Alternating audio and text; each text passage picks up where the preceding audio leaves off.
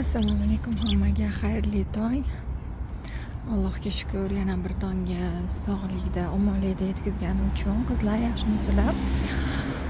Hozir o'g'limni bog'chaga qo'yib kelyapman. Anaqa bitta narsa so'ramoqchi edim. Allohga shukr, уже kanalimni boshlaganimga 2 oydan endi o'tayotgan bo'lsa, уже ko'p odam qo'shilyapti, lekin nimagadir kommentim va layklarim kam. Nimani qayerda noto'g'ri qilyapman bilmadim, yoki o'zi shunaqa bo'ladimi. Prosmotrlarim yaxshi, har qalay подписчиklarim ham yaxshi qo'shilishyapti. Doim har kuni yangi odamlar qo'shilyapti, lekin nimagadir like, kommentariy yo'q. Kimdir bilsa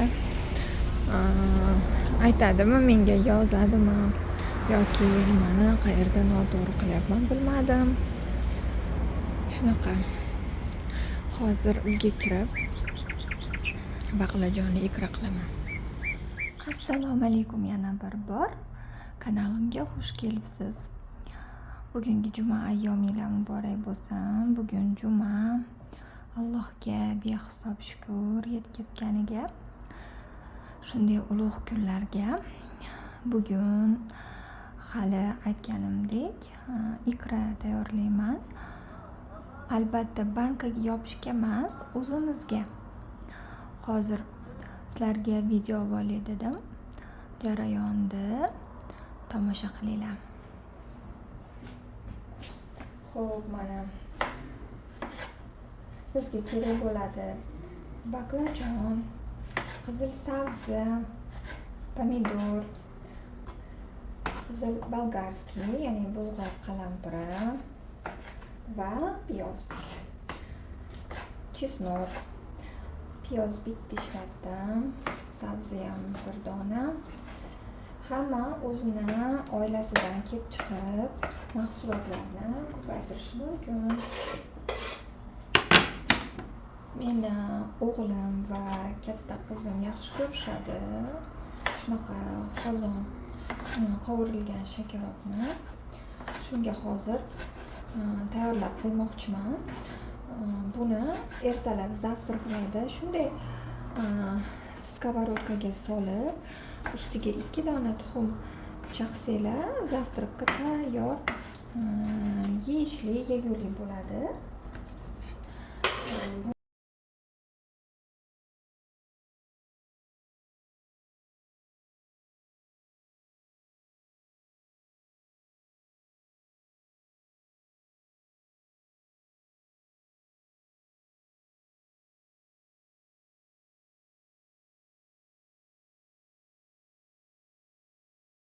Mana qizlar, shunaqa bolgarskiyimizni kubik shaklida kesib olamiz, maydalab.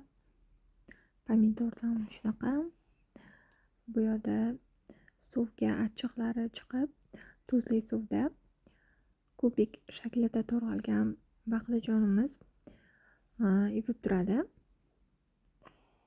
Уже mana bu yerda kartoshkalarimiz qaynayapti. Kartoshkani qaynatib olasizlar.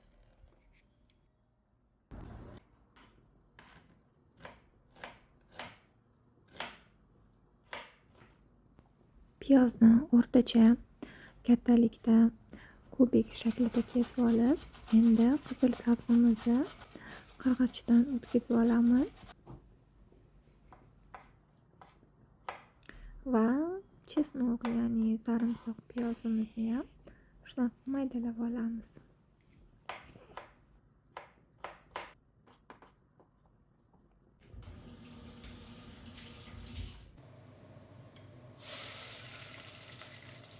Endi qizdirilgan yog'imizga piyoz birinchi,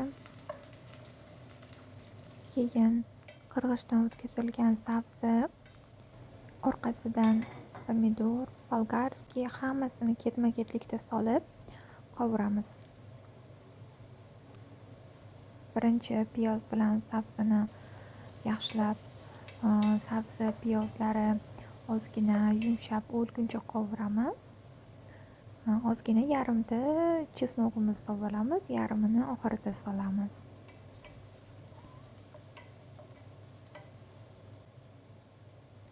Mana endi bolgarskiylarimizni ham solamiz.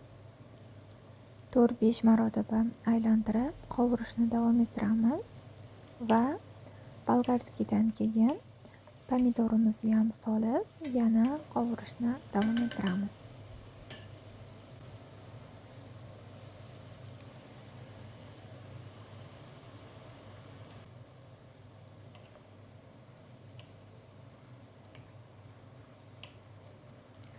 Endi pomidorlarimiz o'zini sokini berishni boshlaydi.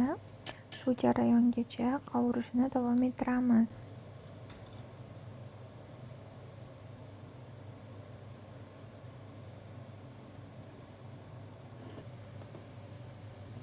Mana endi ozgina serlari chiqqach, baqlajonlarimizni suvdan olib qo'shamiz va birgalikda yana qovurishni davom ettiramiz to o'zidan soklari chiqqunicha.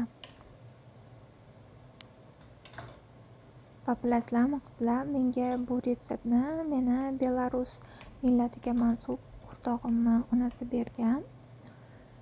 Institutga tayyorlanib yurgan paytlarim bu qiz bilan tanishib qolganman, ya'ni shu o'rtog'im bilan, va unikiga dars tayyorlash uchun uylariga borganmiz.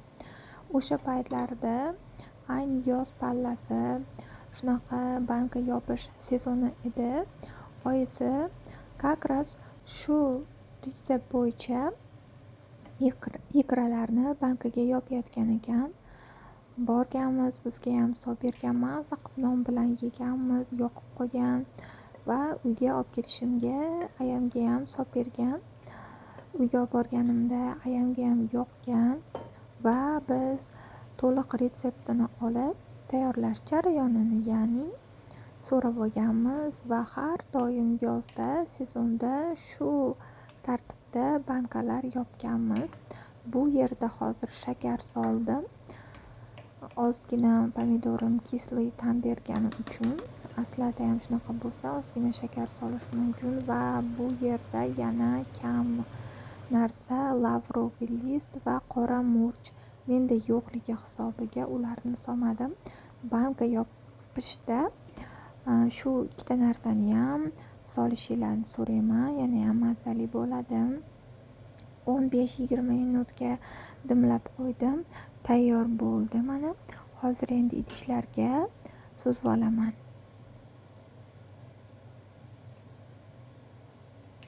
Mana qizlar, mazali bo'lib tayyor bo'lib pishib chiqdi baqlajonli ikramiz. Endi birinchi o'zimizga yeyish uchun solib oldim. O'sha bizda obed vaqti bo'lib qolgandi, soat 11:30. Как раз pishib chiqdi. Maza qizim bilan nonlar bilan yeb oldik. Qolganini idishlarga suzib, sovutib, xolodilnikka solib qo'ydim. Endi yegimiz kelganda olib, skavorodkaga solib, ustiga tuxum, 2 dona tuxumni chaqib issiq yegulik sifatida yesak ham bo'ladi, yoki mikrovolnovkaga solib shunchaki o'zini nonlar bilan yeb olsak ham bo'ladi. Mana tayyor bo'ldi. Sizlar ham albatta tayyorlab ko'ringlar. O'zinglarga, oila a'zolaringlarga yoqadi. Oddiy mahsulotlardan shunaqa yeyishli, mazali, ham taom o'rnida, ham nima desa bo'ladi, non o'tkazish uchun yegulik tayyor bo'ladi. Albatta tayyorlab ko'ringlar.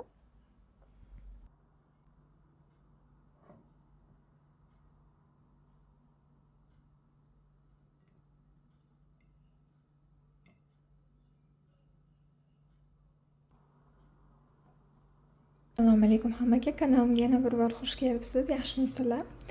Hozir sizlarga salat qilmoqchi edim. Birato'la videoga avvalo qolay dedim. Jarayonda ko'rsataman yana. Yozda eng zo'r ketadigan salat shu baqlajon salat. O'zim ham juda ham yaxshi ko'raman baqlajonni. Hozir mana baqlajonlarimizni shunaqa qilib to'g'rab olib, tuzli suvga ivitib qo'yamiz. Taxirlilarini, achchiqlilarini beradi suvga. Bu yerda 3 ta tuxum, tuz bilan ozgina ilib oldim. Ichiga, sous ichiga 2 zubchik chesnok и nima deydi buni, kinza, ya'ni kashnich va non talqoni. Bu yerda sir va smetana bilan sirni ichiga ishlatamiz hozir. Bunga bularni qo'shib yana jarayonda ko'rsataman. Mana qizlar, shunaqa birinchi baqlajonimizni tuxumga, keyin non talqonga shunaqa qilib olib, skоворodkada ikki tarafini qizartirib olamiz. Shu zahot kech bo'ldi. Baqlajonlarim ortib qolgandi. Shu salatdan ham salat emas bu, по-моему, zakuska deyiladi. Shundan tayyorlab ko'rgim keldi. Va hammamizga yoqdi. Aytishim kerak, bu zakuskani birinchi marta tayyorlab ko'rishim.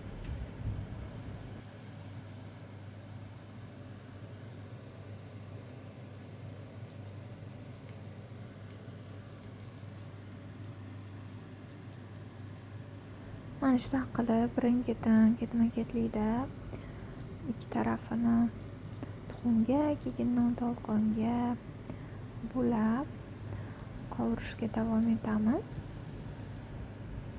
Pastroq olovda.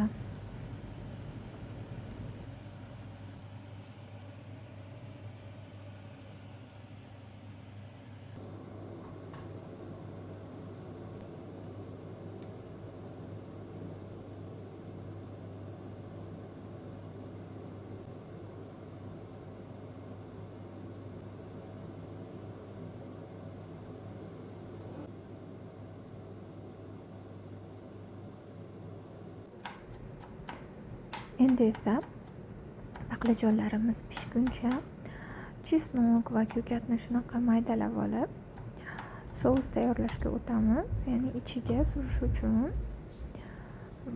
boya aytganimdek ko'kat, chesnok maydalab, ozgina smetana va sirga qo'shib aralashtirib olamiz. Shunaqa tayyor. Endi bu yerda shunaqa yarim oy shaklida pare qilib kesilgan pomidor va yana mayda kesilgan ko'katni olib, ichiga sousimizdan surib, baqlajonimizga, ya'ni bir dona pomidor qo'yamiz va ko'katdan solib shunaqa o'raymiz. Bir qo'lda qiyinroq bo'ldi, bitta qo'lda telefonda videoga oldim, bitta qo'lda o'radim. Shunga uzr. Kadrda kamchiliklar bo'lsa. Вот. Shunaqa qilib surib bitta pomidor, ko'kat solib o'rab rulet shaklida ketamiz. Mana shu tayyor bo'ldi. Bir pasda bo'ladi, oson, tez va eng asosiysi mazali bo'lar ekan. Yoqdi hammaga, ayniqsa xo'jayinimga. Xudo xohlasa yana ko'p tayyorlab turmoqchiman. Menga ketkazgan vaqtinglarga rozi bo'linglar, omon bo'linglar.